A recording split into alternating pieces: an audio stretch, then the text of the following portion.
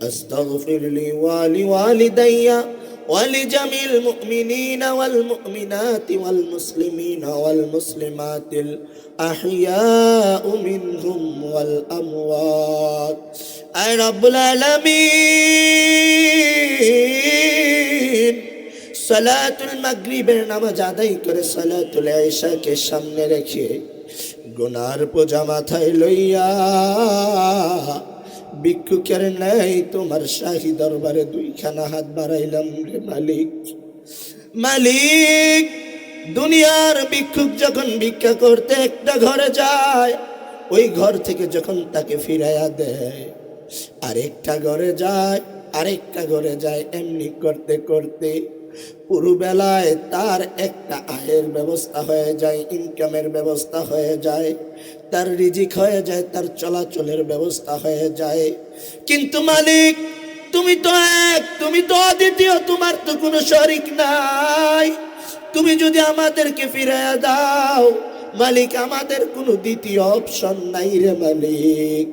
মালিক, আমাদের জীবনের প্রত্যেকের গুনাহগুলোকে আপনি মাফ করে দেন আল্লাহ। গুনাহে সাগীরা, গুনাহে কাবীরা, চোখের গুনাহ, হাতের গুনাহ, পায়ের গুনাহ, মুখের গুনাহ, কানের গুনাহ, যত গুনাহ করেছি জানা অজানা সব গুনাহকে আল্লাহ আপনি ক্ষমা করে দেন মালিক। জানি না আমার সাথে হাত উঠায় রাখছে কার জানি জনম দুঃখী মা নাই, কার জানি বাবা নাই রে, কার জানি রে মাও নাই, বাবাও নাই। আল্লাহ, যাদের মা বাবা অন্ধকার কবরে, আল্লাহ তাদের কবরখানা তুমি জান্নাতের বাগান বানায়া দাও। তাদের কবরে আল্লাহ জান্নাতের নাজ নেয়ামত দিয়ে ভরপুর করে দাও। আল্লাহ, আমাদের সামনে উপবিষ্ট, আল্লাহ আমাদের বরাবর সামনে সাততলা উত্তর পশ্চিম পাড়া কবরস্থানে যারা শায়িত আছে, আল্লাহ দারুল আমানের জমিনে যারা শায়িত আছে, গোবিন্দপুরের জমিনে যারা শায়িত আছে, সারা কুমিল্লায় যারা শায়িত আছে, প্রত্যেকের রূহ পাকে আজকের হাদিয়াটুকুন পৌঁছায়া দাও আয় রব্বুল আলামিন। আজকের এই মাহফিলকে শুরু থেকে শেষ পর্যন্ত সুন্দরভাবে আঞ্জাম দেওয়ার তৌফিক দান করে দাও আল্লাহ। এই মাহফিল করতে গিয়ে যারা টাকা দিয়ে, অর্থ দিয়ে, শ্রম দিয়ে, পরামর্শ দিয়ে, বুদ্ধি দিয়ে সহযোগিতা করেছে রে মালিক, তাদের প্রত্যেকের নেক বাসনাগুলোকে আপনি পূরণ করে দেন আল্লাহ।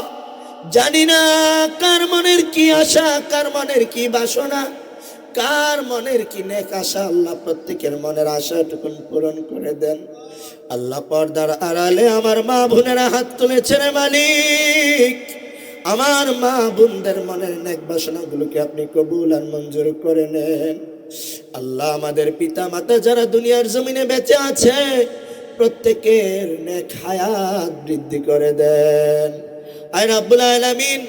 জীবনে একবার হলেও হজ্জে বাইতুল্লাহ জিয়ারতে মদিনা নসিব করাইয়েন।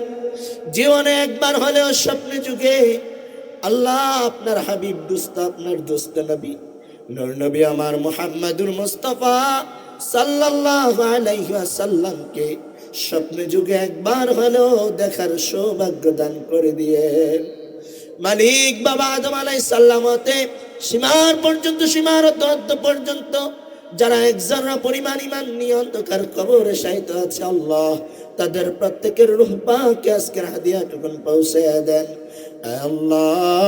সিলেটের জমিনে শাহজালাল শাহ বরান রহমতুল্লাহ আলাইহি, কুমিল্লার জমিনে শাহ আব্দুল্লাহ গাজীপুরি রহমতুল্লাহ আলাইহি, দারুল আমানের জমিনের আল্লাহ বাংলার দুই কৃতল হাতেম আলী বাগদাদি রহমতুল্লাহ আলাইহি, আবু বকর সিদ্দিক রহমতুল্লাহ আলাইহি সহ কুমিল্লার আনাচে কানাচে যত পীর গাউস ওলি কুতুব শাহিদ আছে, প্রত্যেকের রূহ পাকে আজকের হাদিয়াটুকুন পৌঁছে দাও আয় রব্বুল আলামিন। আল্লাহ, আজকের মাহফিলকে তুমি কবুল আর মঞ্জুর করে নাও আল্লাহ। আজকের মাহফিলকে এলাকাবাসীর জন্য হেদায়েতের জারিয়া হিসাবে কবুল করে নাও আল্লাহ। আজকের মাহফিল থেকে যেন আল্লাহ আমার এলাকাবাসী শিক্ষা নিতে পারে আল্লাহ, তাদের প্রত্যেকটা কথাকে যেন তারা মেনে চলতে পারে আল্লাহ, তুমি সেই তৌফিক দান করে দাও আল্লাহ আখির ফরিয়াদ যেদিন মালাকুল মাউত আজরাইল চোখের সামনে চলে আসবে, ওই দিন দুষ্ট শয়তানকে দূরে রাখিয়া আমার দয়াল নবীজির নূরানি নূরময় চেহারাখানি দেখায়া দেখায়া আমাদের দিল ও জবানে জারি করে দিও মধুর কালিমা লা ইলাহা ইল্লাল্লাহু মুহাম্মাদুর রাসূলুল্লাহ সাল্লাল্লাহু আলাইহি ওয়াসাল্লাম। আল্লাহ কোরআন কারিমে বলে, মা কানা মুহাম্মাদুন আবা আহাদিন মির রিজালিকুম ওয়ালাকিন রাসূলুল্লাহি ওয়া খাতামুন নাবিয়্যিন। হ্যাঁ, মুহাম্মদ সাল্লাল্লাহু আলাইহি সাল্লাম, আপনি কোন পুরুষের পিতা নন, কোন পুত্র সন্তানের পিতা নন। আপনি আখেরি নবী, শেষ নবী, নবিকুলের সম্রাট নূর নবী আমার মুহাম্মাদুর রাসূলুল্লাহ সাল্লাল্লাহু আলাইহি ওয়াসাল্লাম। আজকের এই মাহফিলে এসে আসার কারণে আল্লাহ আমাদেরকে পুরস্কার দিবে না? কি পুরস্কার দিবে? আল্লাহ সুবহানাহু ওয়া তাআলা আজকের মাহফিলে আইসা বসার জন্য কি পুরস্কার দিবেন? রাসূলুল্লাহ সাল্লাল্লাহু আলাইহি সাল্লাম ইরশাদ করেন, মান গাদা ইলাল মসজিদি লা ইউরিদু ইল্লা আন ইয়াতাআল্লামা ওয়া ইউআল্লিমাহু খায়রা কানা লাহু কাআজরিন হাজ্জিন তাআম্মান হাজ্জাতাহু। রাসূল আরবি নবীজি আমার মুহাম্মদুর মুস্তাফা সাল্লাল্লাহু আলাইহি ওয়াসাল্লাম ইরশাদ করেন,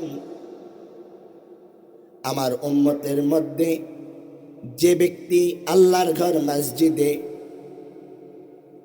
অথবা ইলমে দ্বীনের মজলিসে কিছুক্ষণ সময়ের জন্য বসলো, কিছুক্ষণ সময়ের জন্য বৈঠকে বসলো, কিছু শোনালো, হয়তোবা কিছু শুনলো, কিছু বললো, হয়তোবা কিছু বলাইলো, কিছু শিখলো, হয়তোবা কিছু শিখাইলো, আল্লাহর হাবিব বলেন আল্লাহ তাআলা তার ওই বান্দার আমল নামায় একটি কবুল হজের সওয়াব দিয়ে দিবেন।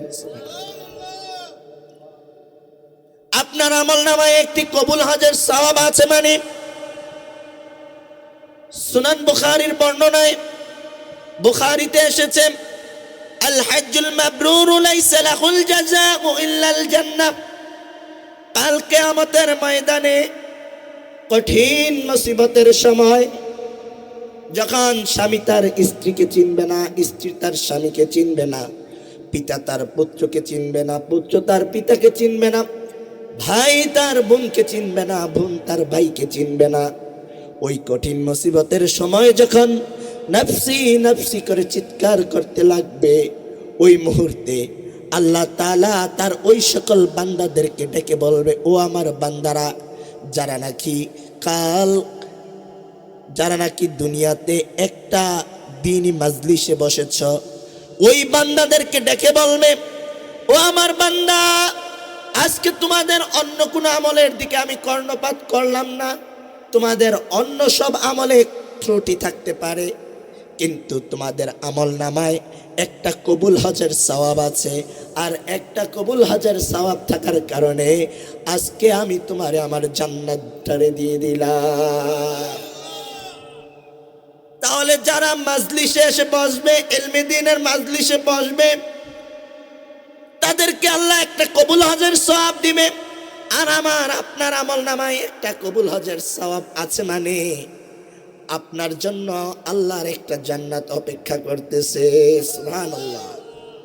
তাহলে এখনো যারা ঘরে বসে আছেন, ঘরে বসে থাকেন, যারা চা দোকানে চা খাচ্ছেন, এখনো চা খান, আপনাদের আমল দরকার নাই।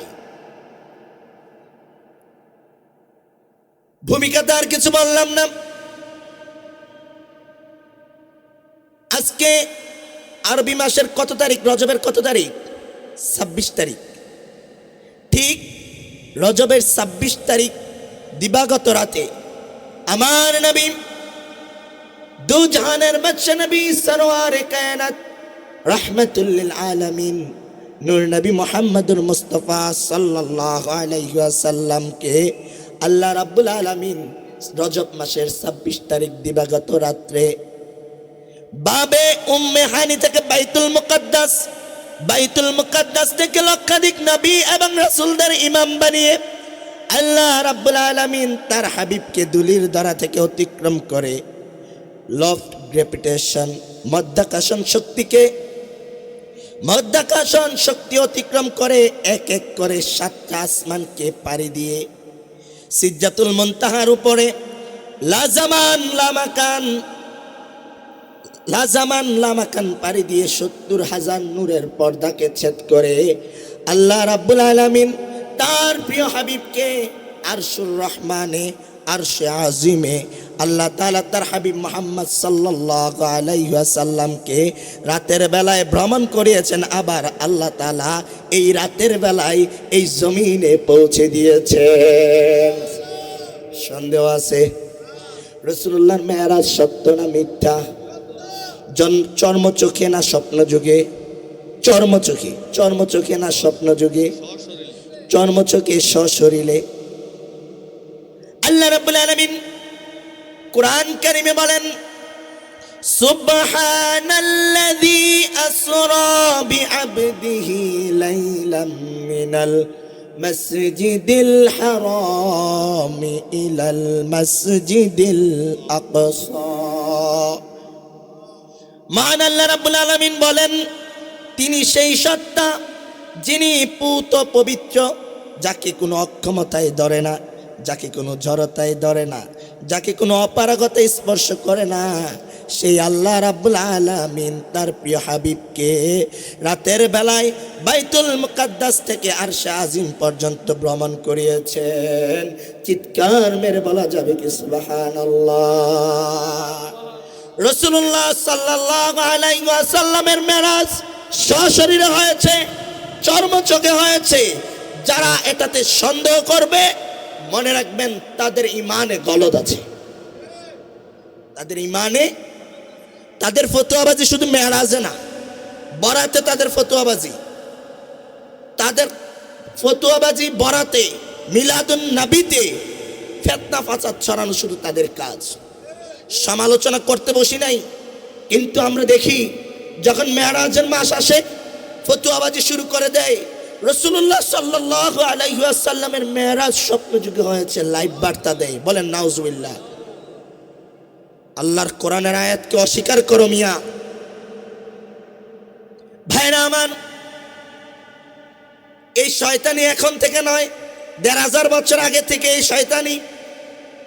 রাসূলে আরবি নবীজি আমার মুহাম্মদুর মুস্তাফা সাল্লাল্লাহু আলাইহি ওয়াসাল্লাম যখন মেরাজ সম্পন্ন করলেন, মেরাজ সম্পন্ন করার সাথে সাথে নাস্তিক মুরতাদেরা 3টি যুক্তি দিয়েছে মেরাজকে অস্বীকার করার জন্য। কয়টি? 3টি যুক্তি দিয়েছে। প্রথম নাম্বার যুক্তি, একজন মানুষ কিভাবে সম্ভব আগুনের তাপমাত্রাকে ভেদ করে, আগুনের তাপমাত্রাকে ছাড়িয়ে আরশে আজিম পর্যন্ত যাওয়া? এটা কখনোই সম্ভব না, নাউজুবিল্লাহ।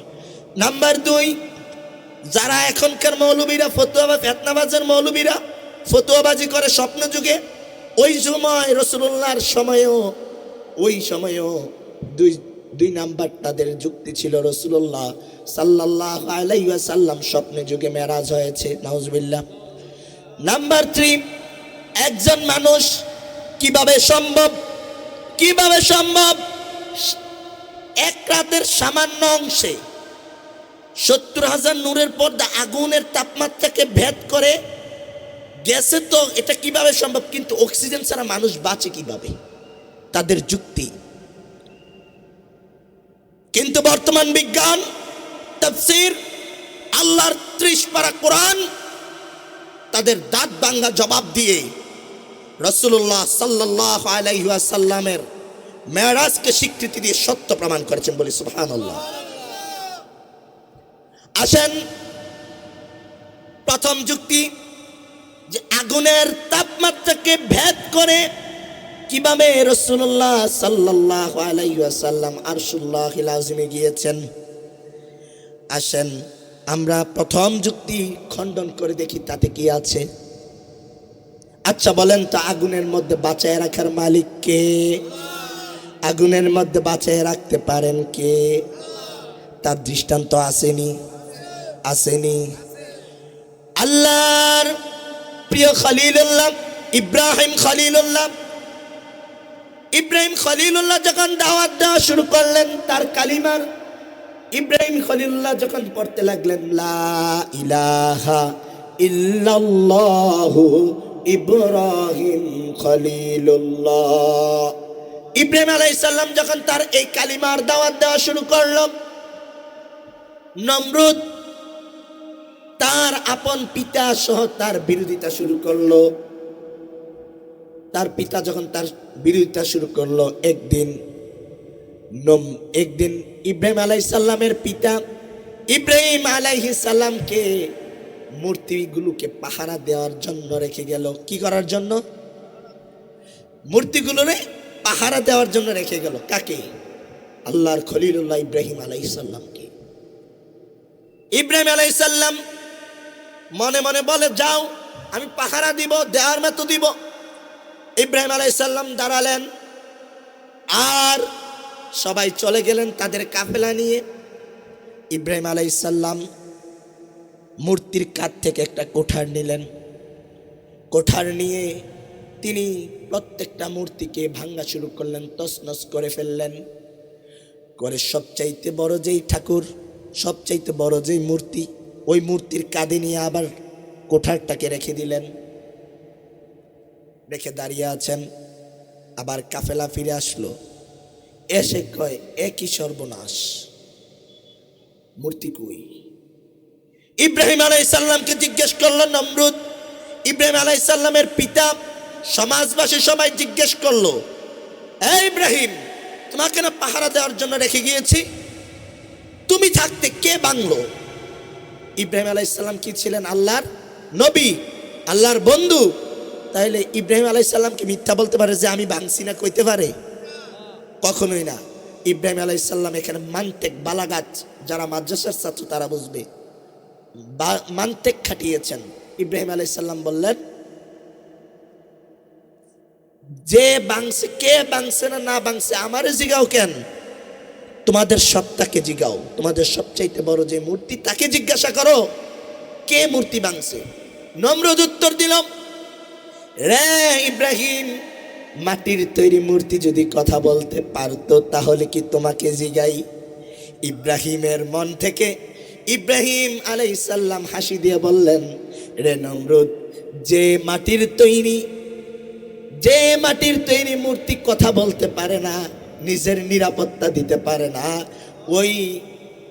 ওই মূর্তি তোমাদের, ওই সত্তা তোমাদেরকে কিভাবে নিরাপত্তা দিবে? নমরুদ খিটখিটে মেজাজ, গরম হয়ে গেলেন। নমরুদ গ্রেপ্তার করলেন। কাকে? ইব্রাহিম আলাইহিস সালামকে গ্রেপ্তার করলেন। ইব্রাহিম আলাইহিস সালামকে গ্রেপ্তার করার পর যখন ইব্রাহিম আলাইহিস সালামকে গ্রেপ্তার করা হলো, ইব্রাহিম আলাইহিস সালামকে গ্রেপ্তার করলো নমরুদ। আর নমরুদ ইব্রাহিমকে ডাক দিয়ে বলল, রে ইব্রাহিম, তুমি যদি তোমার কালেমার দাওয়াত ছেড়ে দাও, যদি তুমি তোমার কালেমার দাওয়াত না ছাড়ো, তাহলে তুমি আগুনে পোড়ার জন্য প্রস্তুতি নাও। ইব্রাহিম আলাইহিস সালাম ডাক দিয়ে বলে, রে নমরুদ, তুমি একবার নয়, দুইবার নয়, তিনবার নয়, 1000 বার যদি আগুনে পুড়িয়ে ফেলো, তাও আমি ইব্রাহিম আমার রবের দেওয়া কালিমার দাওয়াত আমি কখনো বন্ধ করব না, দিনের দাওয়াত আমি কখনো বন্ধ করব না। আগুনের কুণ্ডলী রেডি। ইব্রাহিম আলাইহিস সালামকে আগুনের কুণ্ডলীর সামনে রাখা হলো। ইব্রাহিম আলাইহিস সালামকে আগুনে ফেলে দিবেন। এমন টাইমে আল্লাহ রাব্বুল আলামিনের পক্ষ থেকে হযরত জিবরাইল আলাইহিস সালাম ইব্রাহিম আলাইহিস সালামের সামনে এসে পড়লেন আর বলতে লাগলেন, আলাকা হাজাতান ইয়া ইব্রাহিম, রে ইব্রাহিম, তোমার কোনো কিছুর প্রয়োজন আছে কি না? যদি তোমার কোনো কিছুর প্রয়োজন থাকে তাহলে তুমি আমাকে বলতে পারো। আমার 600 নূরের পাখা আছে, আমার 600 নূরের পাখা দিয়ে আমি আগুনকে নিভাইয়া দিব। ইব্রাহিম আলাইহিস সালাম ডাক দিয়ে বললেন, রে জিবরাইল, এ প্রস্তাব কি? তোমার কাছ থেকে এসেছে নাকি আল্লাহর কাছ থেকে এসেছে? যদি এ প্রস্তাব তোমার কাছ থেকে এসে থাকে, তাহলে ইব্রাহিম তুমি চলে যাও, তুমি চলে যাও, কারণ আগুনের মধ্যেও আমাকে বাঁচাইতে পারেন আমার আল্লাহ। তখন ইব্রাহিম আলাইহিস সালাম একটা দোয়া পড়লেন, হাসবুনাল্লাহু ওয়া নি'মাল ওয়াকিল ক্বালাহা ইব্রাহিম হিনা উলকিয়া ফিন্নার। আগুন থেকে বাঁচানোর জন্য আমার আল্লাহ আমার জন্য যথেষ্ট। হযরত ইব্রাহিম আলাইহিস সালামকে নমরুদ আগুনে ফেলে দিল। আগুনে ফালানোর সাথে সাথে হযরত ইব্রাহিম আলাইহিস সালামকে আগুনে ফালায়া দিল। আর হাদিসে এসেছে, নমরুদ তার রাজপ্রাসাদের উপর থেকে নজর করে দেখতে পারলো আর বলতে লাগলো, নি'মার রাব্বু ওয়া রাব্বুকা ইয়া ইব্রাহিম। রে ইব্রাহিম, তোমার রব কতই না উত্তম, কতই না ভালো। আগুনের মধ্যে তোমার রব তোমার একটা পশমকেও জ্বালায় নাই। সুবহানাল্লাহ। আল্লাহ রাব্বুল আলামিন ইব্রাহিম আলাইহিস সালামকে আগুনের কুণ্ডুলিকে রাউজাতান খদরা, সবুজ পুষ্প সবুজ ফুলের বাগান বানিয়ে দিলেন। ইব্রাহিম আলাইহিস সালামকে সবুজ ফুলের বাগান বানিয়ে দিলেন। ইব্রাহিম আলাইহিস সালামের আগুনের ভিতরে গিয়ে না শীত না গরম আগুনে ফালাই দিল। রাউজাতান খদরা, সবুজ ফুলের বাগান বানিয়ে দিলেন। তখন আগুনে যখন ফালাই দিলেন, তখন আল্লাহ রাব্বুল আলামিন আগুনকে অর্ডার করলেন, ইয়া নারু কুনি বারদাও ওয়া সালামান আলা ইব্রাহিম।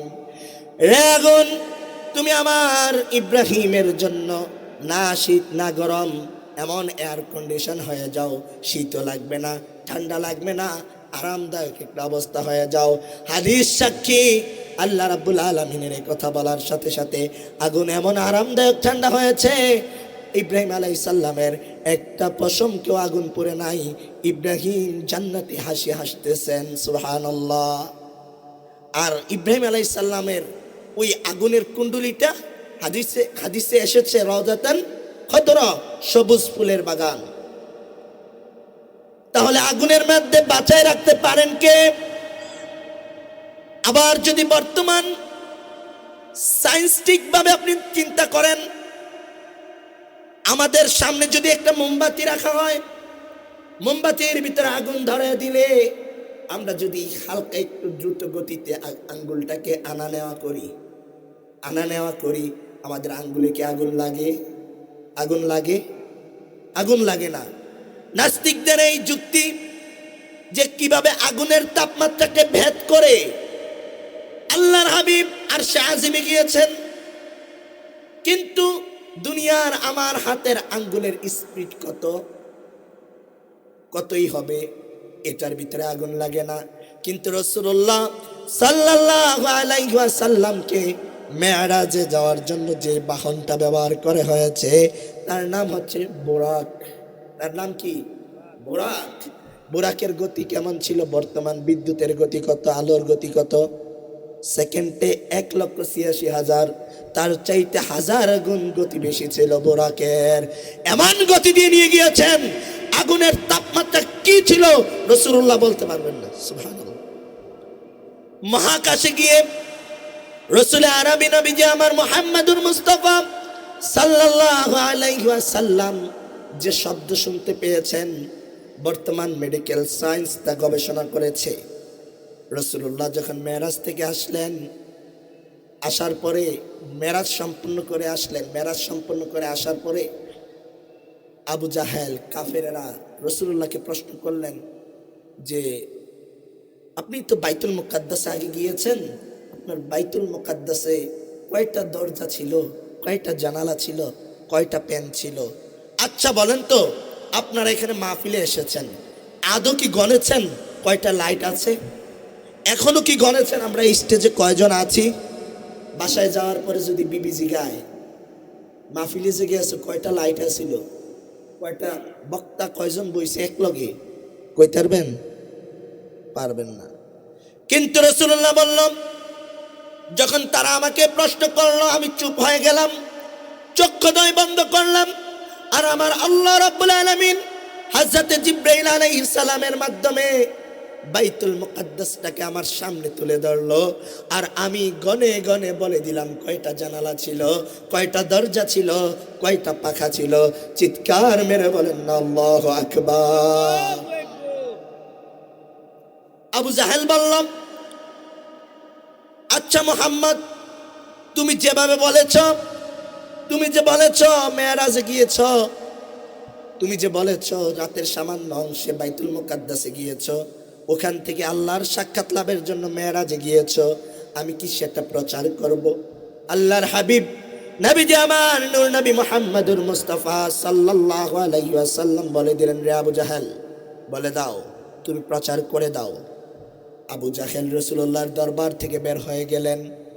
পথিমধ্যেই রাসূলুল্লাহর সবচাইতে কাছের সাহাবী, সর্বশ্রেষ্ঠ সাহাবী সিদ্দিকে আকবর রাদিয়াল্লাহু তাআলা আনহুর সাথে সাক্ষাৎ। সিদ্দিকে আকবর রাদিয়াল্লাহু তাআলা আনহুর সাথে সাক্ষাৎ। সিদ্দিকে আকবর রাদিয়াল্লাহু তাআলা আনহুকে আবু জাহেল কয়, এ আবু বকর, শুনছো তোমার নবী নাকি মেরাজে গেছে, তোমার আল্লাহর সাথে সাক্ষাৎ করছে, আবার বাইতুল মুকাদ্দাসেও গেছে এই রাতের সামান্য অংশে। আবু বকর ডাক দিয়ে বলে, রে আবু জাহেল, রাসূলুল্লাহ কথাটা কেমনে বলেছে, কেমন করে বলেছে? যে আমি যেভাবে বলেছি তোমার রাসূল ঠিক সেভাবে বলেছে।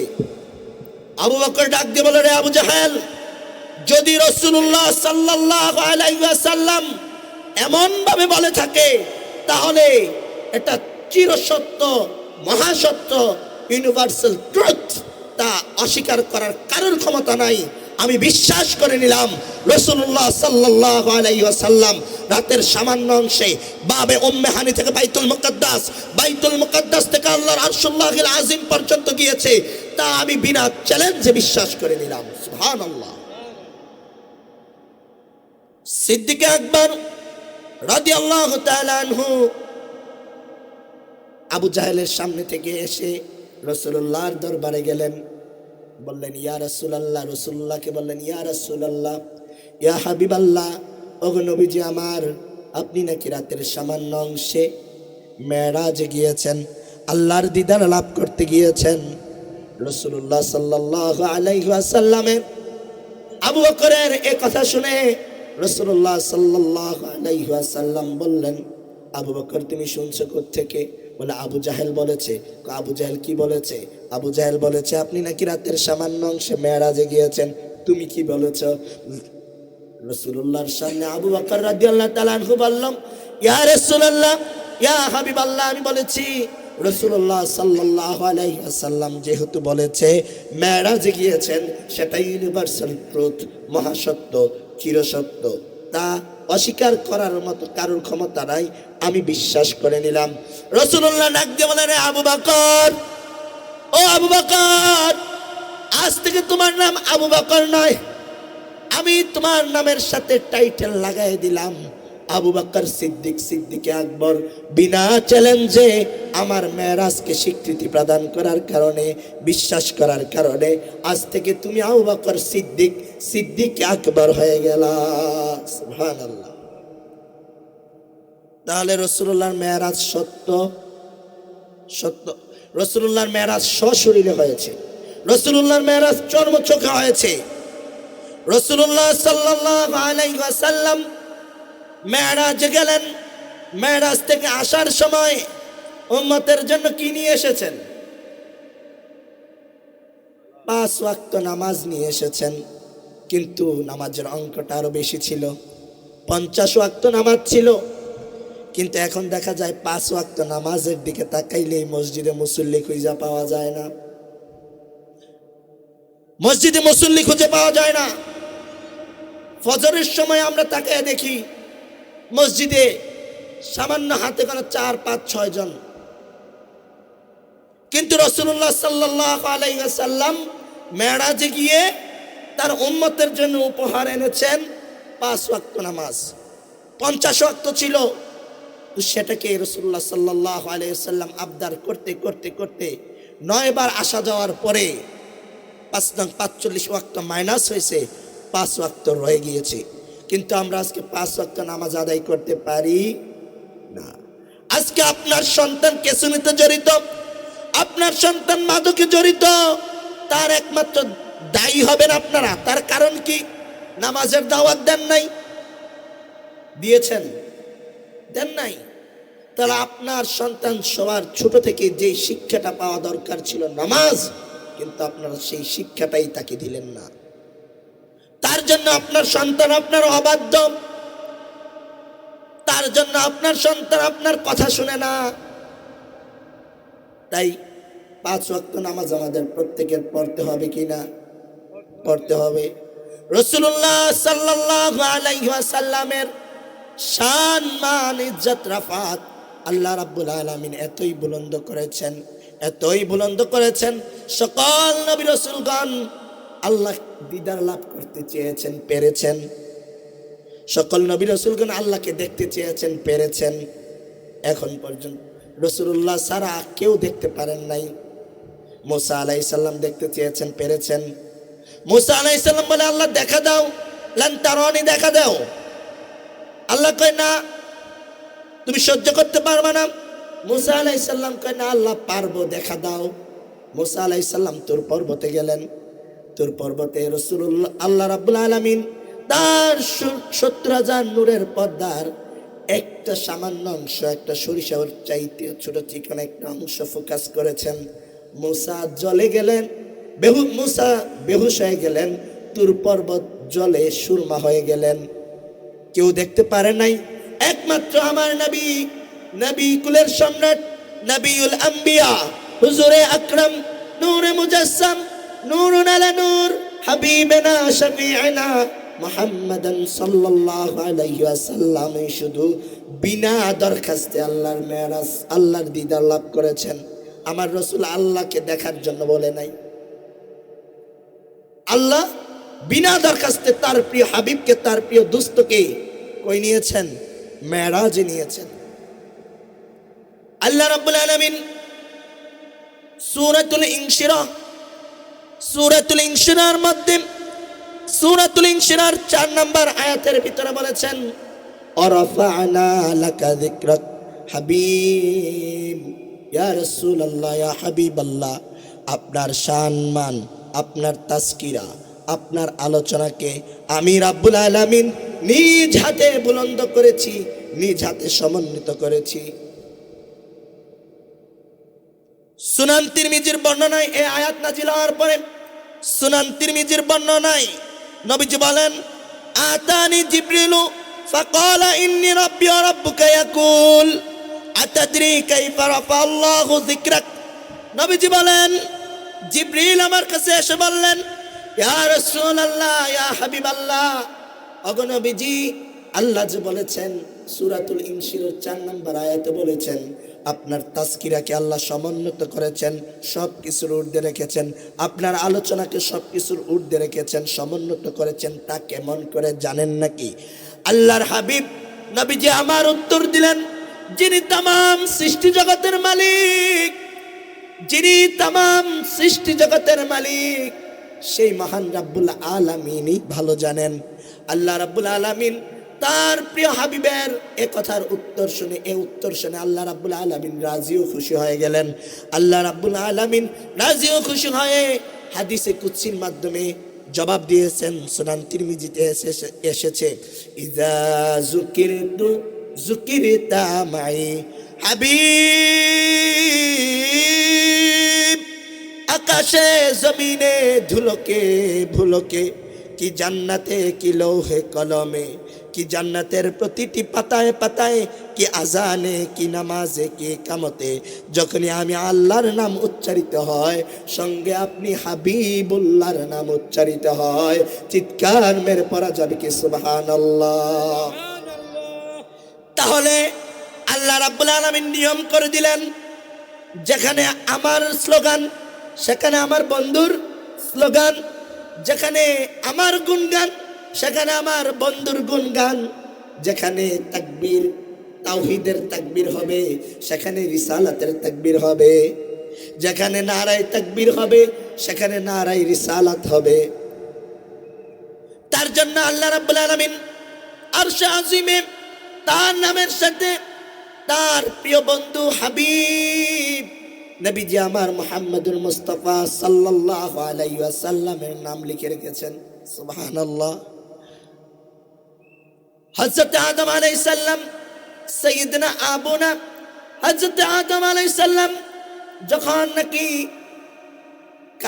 কেন্দে কেন্দে তওবা করতে লাগলেন, শত শত বছর কেঁদে তওবা করেন, আল্লাহ তওবা কবুল করে না। হঠাৎ করে 360 বছর পর, কোন বর্ণনায় 460 বছর পর, কোন বর্ণনায় 600 বছর পর তিনি আল্লাহর কাছে দোয়া করতে লাগলেন, আল্লাহুম্মা ইন্নী আসআলুকা বিহাক্কি মুহাম্মাদিন সাল্লাল্লাহু আলাইহি ওয়াসাল্লাম লামা গাফারতানি। আয় আল্লাহ, শত শত বছর তওবা করলাম, আমার তওবা তো কবুল হয় না। শত শত বছর ধরে তওবা করতেছি, আমার তওবা তো কবুল হয় না। মালিক, তোমার নামের পাশে মুহাম্মদ সাল্লাল্লাহু আলাইহি ওয়াসাল্লামের নাম, মুহাম্মদ সাল্লাল্লাহু আলাইহি ওয়াসাল্লামের উসিলায় আমার তওবাকে তুমি কবুল আর মঞ্জুর করে নাও। আল্লাহু আকবার। আল্লাহ রাব্বুল আলামিন ডাক দিলেন, রে আদম, আমি তো মুহাম্মাদের অস্তিত্ব দেই নাই, আমি তো মুহাম্মাদের অস্তিত্ব দেই নাই, তুমি মুহাম্মদকে চিনলা কেমনে? হযরত আদম আলাইহিস সালাম উত্তর দিলেন, আল্লাহ মালিক, নিয়ম হইতে এটা যে আমার সবচাইতে কাছের মানুষ, যে আমার সবচাইতে ভালোবাসার মানুষ, যাকে আমি সবচাইতে বেশি পছন্দ করি, তাকে আমার পাশের চেয়ারে এনে বসাবো। ঠিক নয় কি? আমার শত্রুকে বসাবো আমার পাশে, কখন বসাবো? আল্লাহ, আমার শত্রুকে যেমনি ভাবে আমি আমার পাশে বসাবো না, ঠিক তেমন করে আল্লাহ আমি যখন আরশে আজিমে সেজদা দিলাম, তোমার রহমতের পায়ে সেজদা দিলাম, সেজদা দিয়ে মাথা সোজা করে উঠে দেখলাম আরশে আজিমের উপরে লেখা লা ইলাহা ইল্লাল্লাহু মুহাম্মাদুর রাসূলুল্লাহ সাল্লাল্লাহু আলাইহি ওয়াসাল্লাম। আল্লাহ, যে নাম তোমার নামের সাথে লেখা, যে মুহাম্মদ সাল্লাল্লাহু আলাইহি ওয়াসাল্লামের নাম তোমার নামের সাথে লেখা, নিঃসন্দেহে তিনি তোমার সবচাইতে কাছের মানুষ, সবচাইতে বেশি ভালোবাসার মানুষ। আল্লাহ ডাক দিয়ে বলে, সাদাকতা ইয়া আদম, রে আদম তুমি সত্য বলেছো, আমার নামের পাশে আমি যেই নামটা লিখে রেখেছি সেই নামটা তিনি হচ্ছেন আমার সবচাইতে প্রিয় দোস্ত হাবিবে খোদা নবী মুহাম্মদুর মুস্তাফা সাল্লাল্লাহু আলাইহি ওয়াসাল্লাম। রে আদম, যিনি যার নাম লিখে রেখেছি তিনি আমার সবচাইতে কাছের মানুষ, তিনি আমার দোস্ত, তার জন্য আমি তার নাম আমার সাথে লিখে রেখেছি। তাকে সর্বশ্রেষ্ঠ নবী আমি বানিয়েছি, আখেরি নবী বানিয়েছি, সকল নবী রাসূলগণের মাথার তাজ বানিয়েছি। রে আদম, আজ তোমার তওবা আমি কবুল করে নিলাম। তোমার নাম ছিল আদম সফিউল্লাহ, আমি তোমার নাম বানিয়ে দিলাম আদম নবিউল্লাহ। আদম নবিউল্লাহ খেতাব পেয়েছেন আমার রাসূল সাল্লাল্লাহু আলাইহি ওয়াসাল্লামের উসিলা ধরে তওবা করেছে। যদি আমাদের আদি পিতা সাইয়্যিদিনা আবুনা আদম আলাইহিস সালাম যদি আমার রাসূল নবীজি মুহাম্মদুর মুস্তাফা সাল্লাল্লাহু আলাইহি ওয়াসাল্লামের উসিলা ধরে দোয়া করতে পারে, আপনি আমি কি আমার রাসূলুল্লাহর উসিলা দিয়ে দোয়া করতে পারবো না ভাই? পারবো না?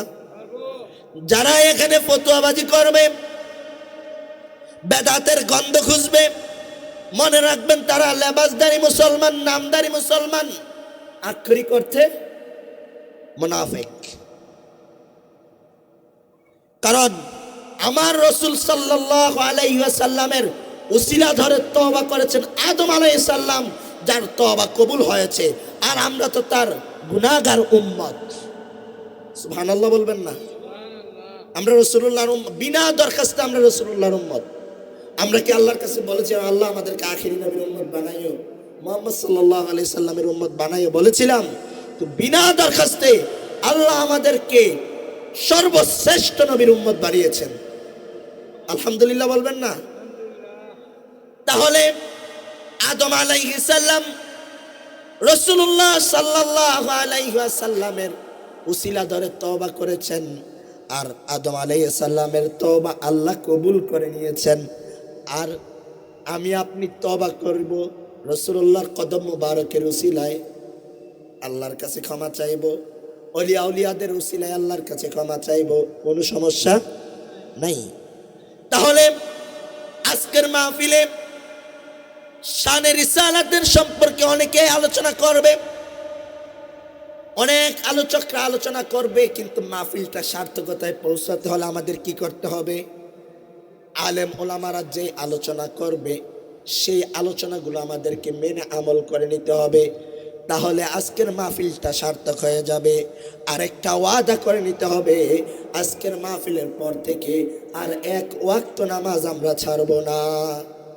আজকে যদি আপনার রূহটাকে নিয়ে যায়, আপনার নিথর দেহটাকে ফালাইয়া রাখবে, যত তাড়াতাড়ি সম্ভব অন্ধকার কবরে শায়িত করে দিবে।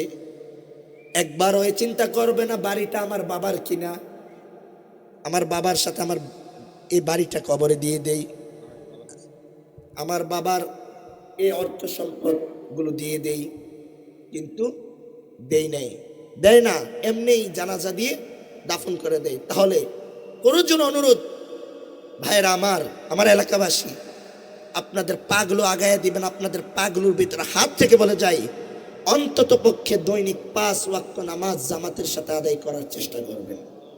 যদি এটা করতে পারেন আজকের মাহফিল সার্থক হবে। যেহেতু আজান দিয়ে ফেলেছে, আর সামনের দিকে আগালাম না, যদি বেঁচে থাকি দেখা হবে আবার। দোয়া করবেন, আমি আপনাদের এলাকারই সন্তান, দোয়া নেওয়ার জন্য উঠেছি। দোয়া করবেন আল্লাহ রাব্বুল আলামিন যেন ইলমি দ্বীনের খাদেম হিসাবে কবুল করে নেয়, সুন্নিয়তের খাদেম হিসাবে কবুল করে নেয়। ওয়া আখির দাওয়ানা আলহামদুলিল্লাহি রাব্বিল আলামিন। ওয়াসসালামু আলাইকুম ওয়া রাহমাতুল্লাহি ওয়া বারাকাতুহু।